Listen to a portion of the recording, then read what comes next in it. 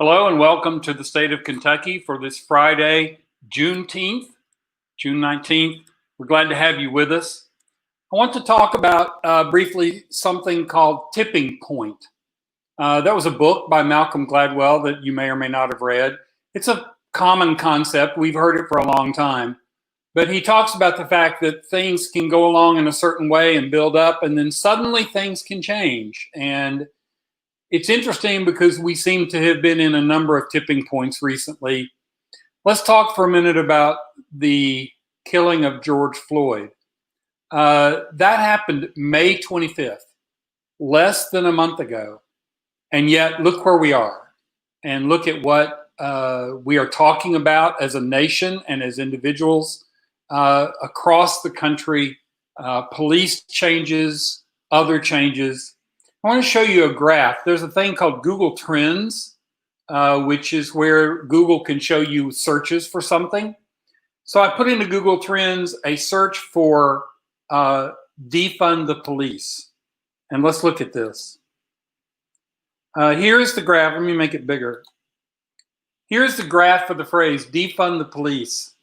And you can see that it wasn't talked about, wasn't anybody's consciousness to speak of except activists and some other people. And suddenly it's a leading search at Google Trends. Defunding the police. So we're going to talk today about what this phrase means. A guest that may or may not be able to jump in with us because she is actively working around this concept and may actually not be able to join us, but we'll see. But in the meantime, I want to bring in the person that I planned on being our second guest, Emily Galvin-Almanza. I have to tell you, I came across her via a Twitter thread that she did about talking to her mother about defunding the police. And I read the thread and I thought, this is excellent. She does a great job of explaining this concept and talking about why it's on the minds of so many people and what it involves. So let me bring her in. Emily Galvin-Almanza, and I hope I am saying that right. Welcome to the state of Kentucky. Thank you so much. I was just saying this morning that I wished I could be there in person. My best friend lives in Louisville, so it's too bad to be only by the internet. Have you been to Louisville then? I have not. I've been planning a visit to her for what feels like ages. I'm a big horse fan. Yep. And of course she lives there. So there's a lot of reasons why I want to make it there, but I just haven't made it yet.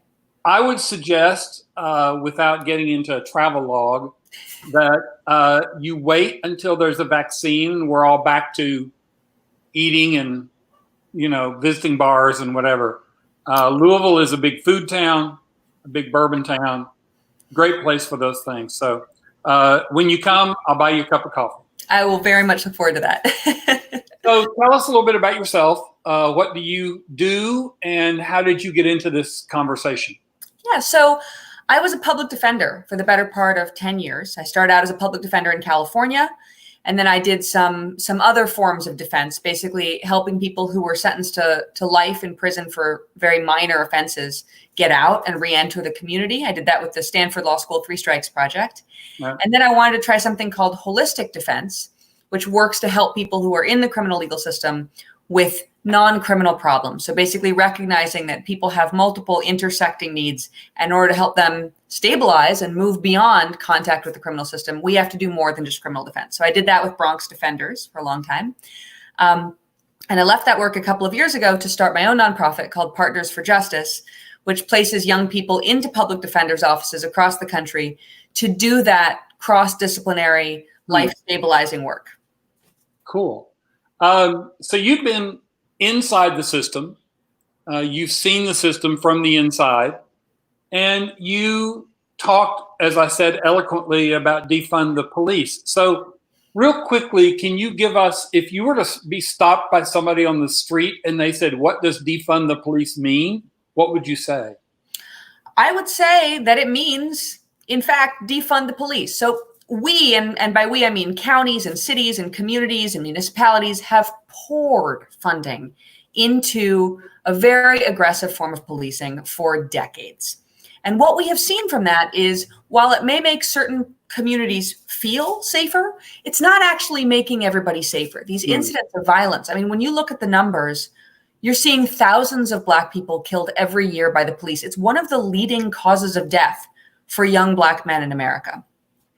When we say defund the police, what we mean is take some of that funding, some of that enormous amount of money, and immediately move it over into smarter solutions. So that means investing in housing, in healthcare, in jobs, in education, in violence interruption programs, in things that we know make communities safer and lower crime and make people more able to thrive.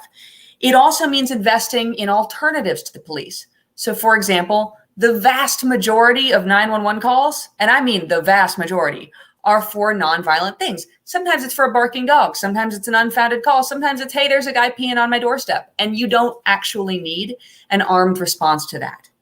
So alternatives, social workers, trained de-escalators, put our money into those things, people who show up and fix problems.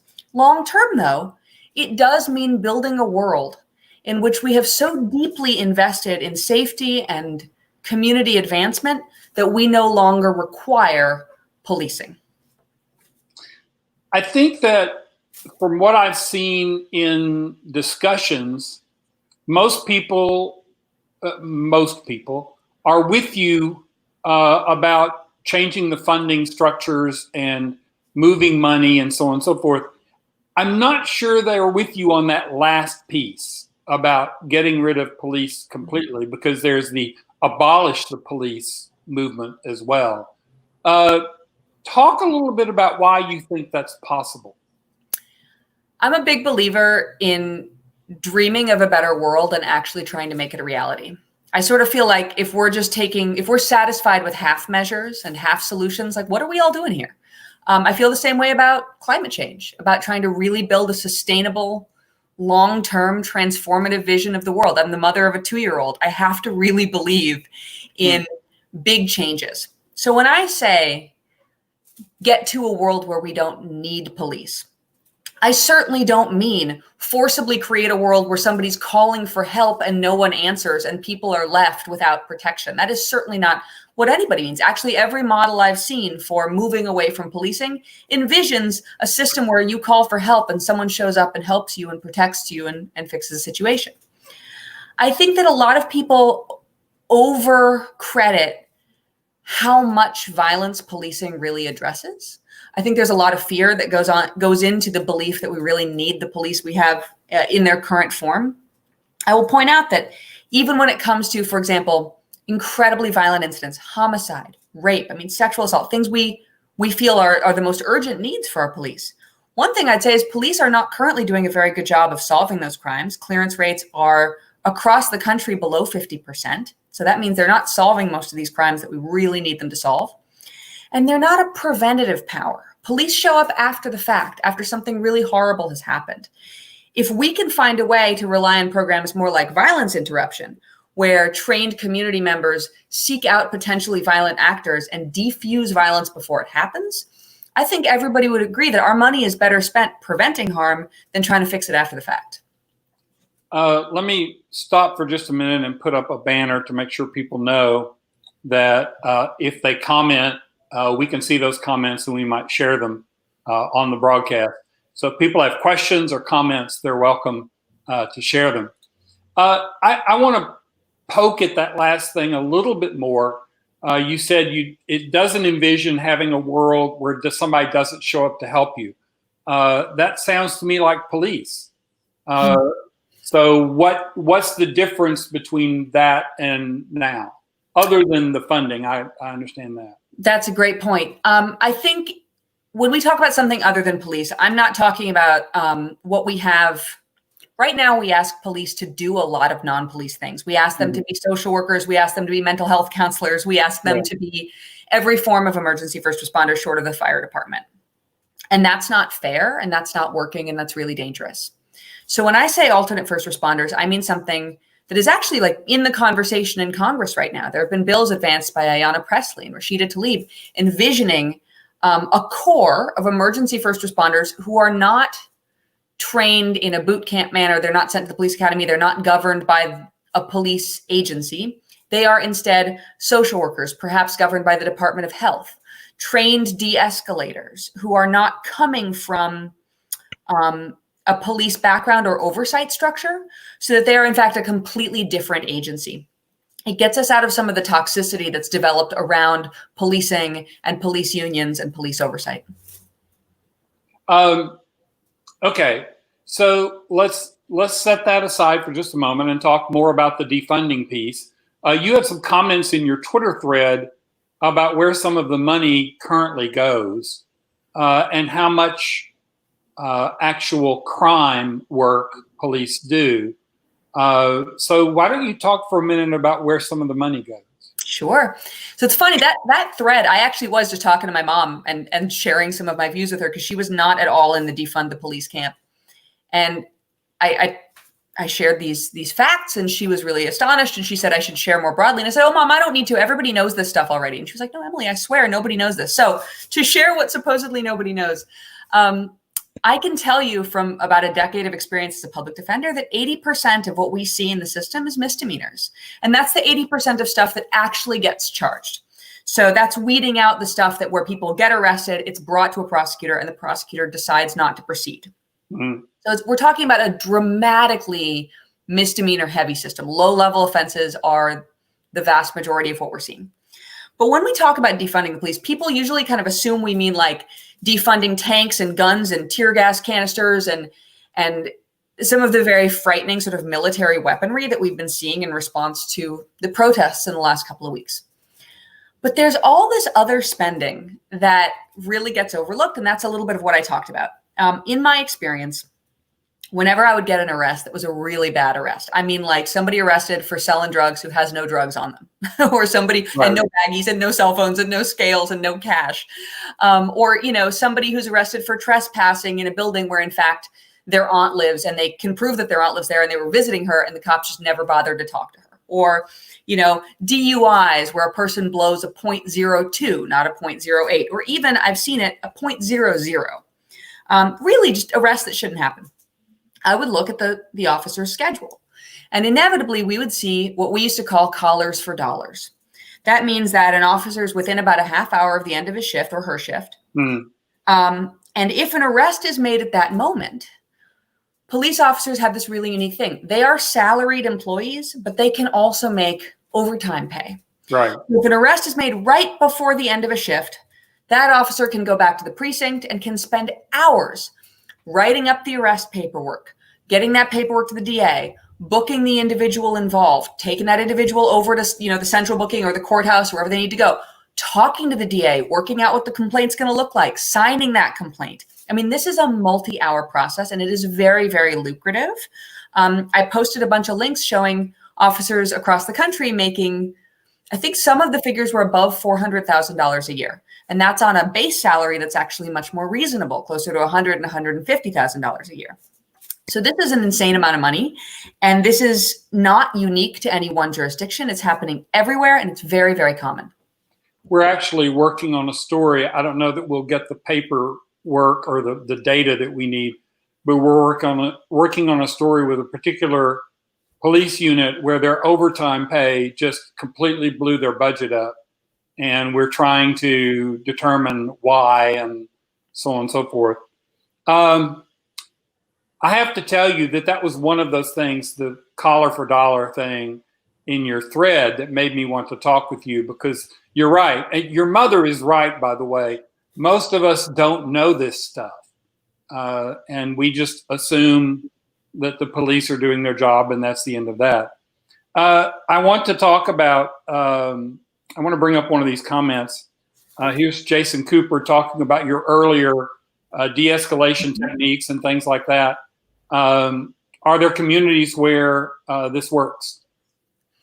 Yes. In fact, I think one of the things that I think is most powerful are violence interruption programs. And if you Google that, you will see all of the lists of cities across the country where this has been tried. It's a really smart system. Basically, you use non-police helpers. These are community members, some of whom have been system impacted themselves, who know the community really, really well, and can identify, this is used a lot in the context of gun violence, people who are most at risk of being shooters. And so the idea is and this is, a lot of these people are young people. So this model uses peers and community members and trusted mentors to intervene with young people who are at risk of themselves being a shooter. Everytown for Gun Violence has promoted this model. That's much more effective than cops who are not trusted in the community coming in. I think we've seen other models of de-escalation. I believe it was DC had a system that was very cool. It was a unit specifically designed to help people who are experiencing substance use disorder get into treatment. Right. That program was defunded after a very short period of time, but during the time it operated, it was enormously effective at getting people help. I want to stop for just a moment because I see that our other guest has joined us and I want to bring her into the conversation. One of our favorite legislators, State Representative Attica Scott. Representative Scott, welcome to the state of Kentucky.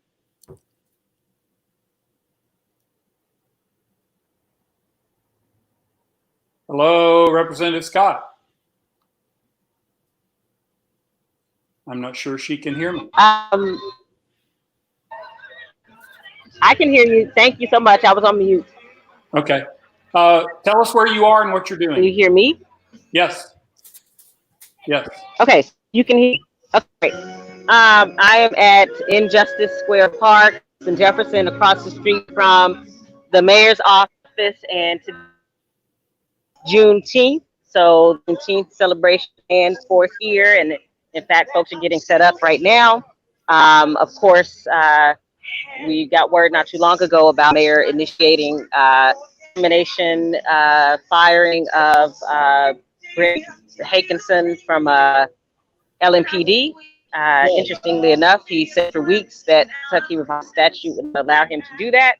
Now he's claiming Kentucky revised statute would not allow him to tell us how he's come to this decision.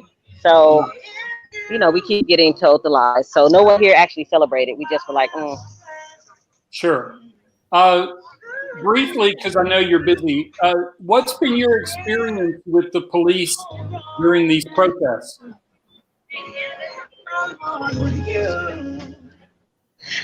Well, the first that I came out was second night of protest, and that's when I decided to called in the state.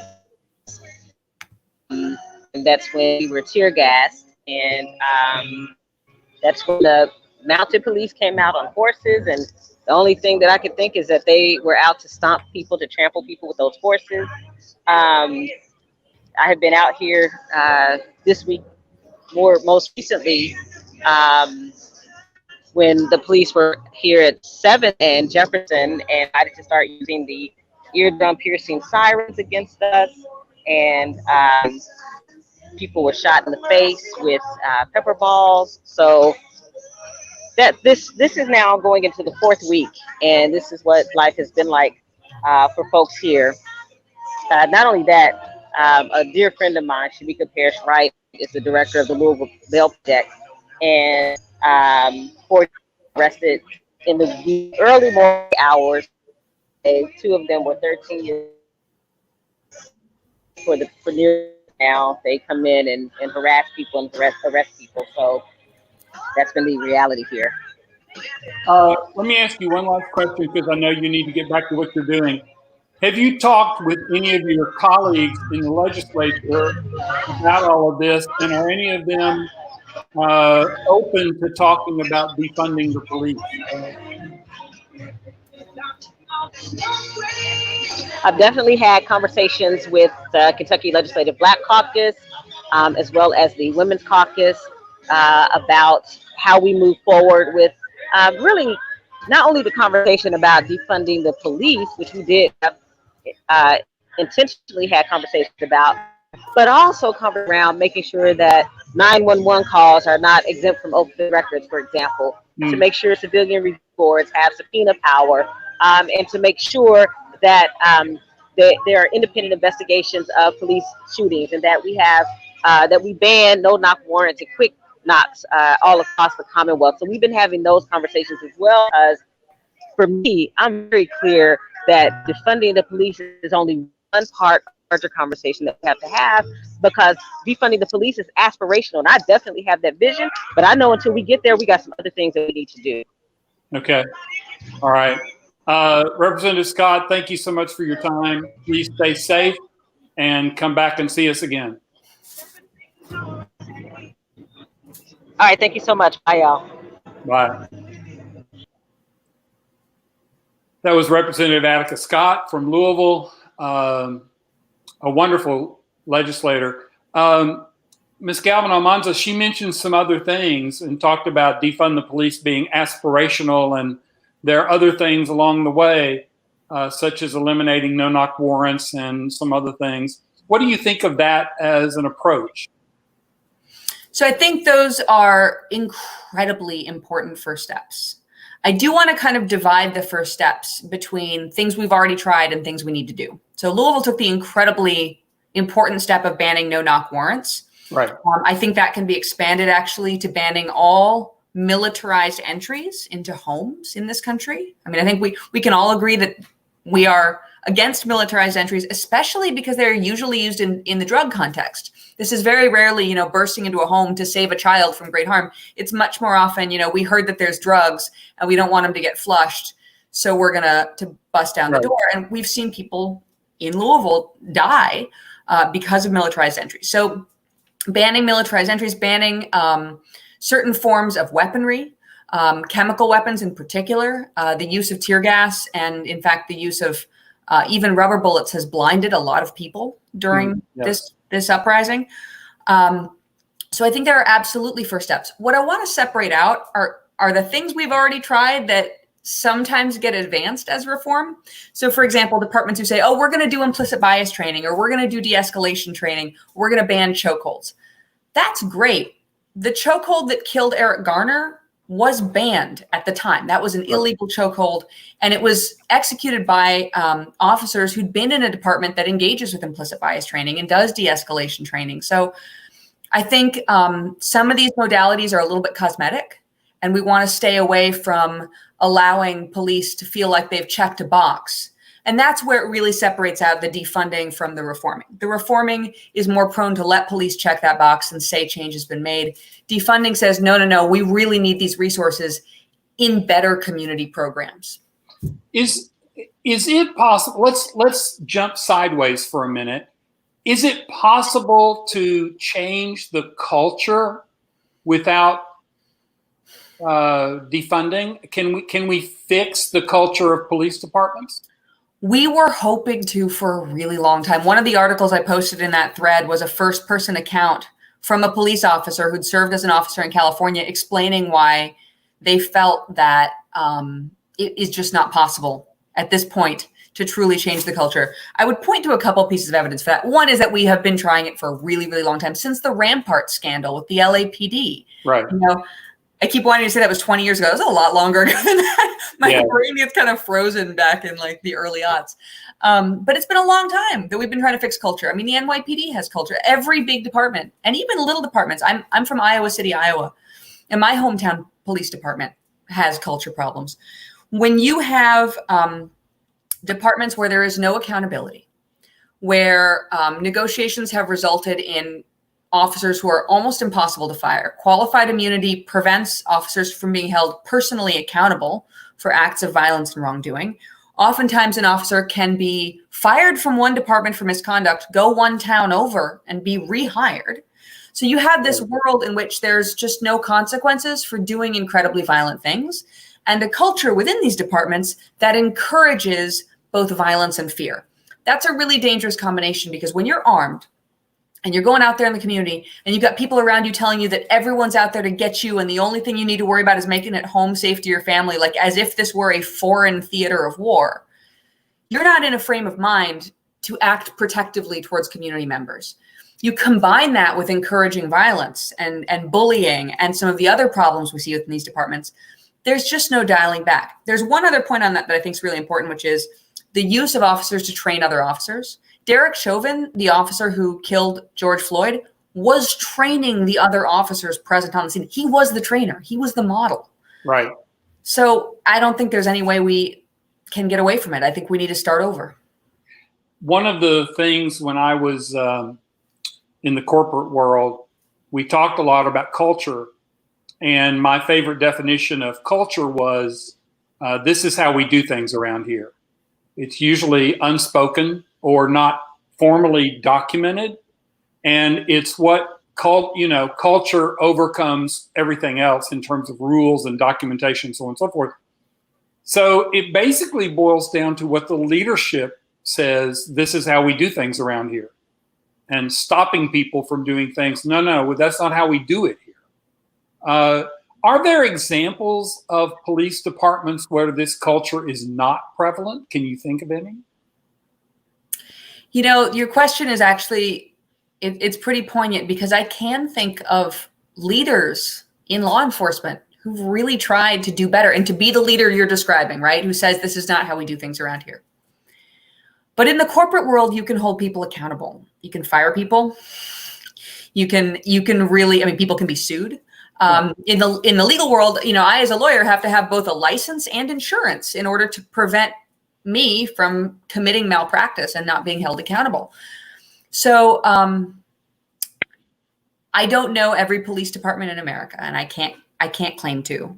But off the top of my head, having searched high and low for an example of something really great happening in policing that we can hold up as a model, I would be hard pressed to name a great department for you. Okay, so I'm going to put you really on the spot here. The police chief in Louisville was fired, and deserved to be, when it came out that in the action against David McAtee, the barbecue owner, that nobody had their cameras on, body cameras. There was no body camera footage because nobody had them on. Right. Back to culture. So he was fired. We're in the middle of looking, I suppose, for a new police chief. So if you were hired as the new police chief, what would you do immediately, and what would you do long term? Boy, that is a hard question for a public defender. Well, that's why I asked it, because I thought you might have an insight that would be different. I will be honest, assuming that I didn't, get killed in my sleep, I would probably do something challenging but important. Assuming that we're in a world where we have to, I'm going to take your hypothetical as assuming that I am mandated to be a police chief. I can't transform into something else. So assuming that we're in a world where we have to have a police department, I would probably dissolve the department with freedom for all existing officers to reapply for their jobs. I would probably dramatically change the criteria for entry, prioritizing people who have social work degrees or other advanced degrees, criminal justice, policy, education, de-escalation, any form of problem solver over somebody who comes from a more authoritarian background. I think that it's hard to talk about disarming police in America because of the Second Amendment and the realities that entails. But I think that creating a department that reflects the quantity of calls that are violent and the quantity of calls that are quality of life problems. Yeah. To have the vast majority of the department be an unarmed, social work trained, non-police force that shows up to deal with people who are having mental health crises and people who are intoxicated and, people who are just having a hard time. I would probably try to reconstitute a department that actually matched the numbers of the calls that are coming in. I would also think that I have not yet explored the degree to which departments are free, or jurisdictions, cities and counties are free to voluntarily suspend qualified immunity rules. I would say if there's any way for a department to commit to not utilizing qualified immunity and basically saying, look, if one of our officers gets sued, and rightfully so, like we will not be filing any claims relating to qualified immunity. We will be acquiescing to those suits. I think that could make a real change. I also think that radical transparency in terms of the track record of officers, that's something we saw in New York with the 50A repeal. It's like, it's a little ludicrous to have armed state actors whose record of misconduct is hidden from the public who they're supposed to protect. Like that's that's really weird. Yeah. So I think that we'd have radical transparency, and I think we would never engage in any policy that reduced the individual accountability of the officers. Now that might make it harder to go out there on the street and behave, without fear of reprisal, but I think that's good, because what we're seeing out there is an absolute license to commit murder against marginalized people, and that has to end. I think that that's probably a good place to close the conversation, because I think that we're all seeing that. I started the show talking about tipping points, and I will be honest with you, there have been a number of times in the last so many years where I've looked at something and said, I can't believe that. I can't believe that that's happening. I can't believe we're having that conversation. I never thought we would. And yet here we are, the United States, maybe the world, but certainly the United States is seriously looking at the way we do policing. And I really appreciate you being on here to help us talk about it. Let me give you a chance to do a plug for your nonprofit. Mention it again and where the website is. Yeah, it's called Partners for Justice. It's www.partnersforjustice.org. We do housing work, employment, job training, healthcare navigation, benefits applications, education stabilization for young people. Like basically we meet people where they are and we say yes to what they need and we try to help. We're operating in 3 sites right now, scaling up to 5 sites this fall. We are also a great leadership program for young college graduates. So, if anybody listening is getting out of college next year and wants a job, you should check out our website. Cool. Emily Galvin-Almanza, I want to make sure I get it right. You've been perfect. Thank you so much for being on the State of Kentucky. And we may have you back sometime once we move through some of this, especially when the legislature convenes in January. We might want to talk again about some of their bills. Anytime. I'd be really happy to. Thank you so much for having me. Thank you for coming. All right. Take care.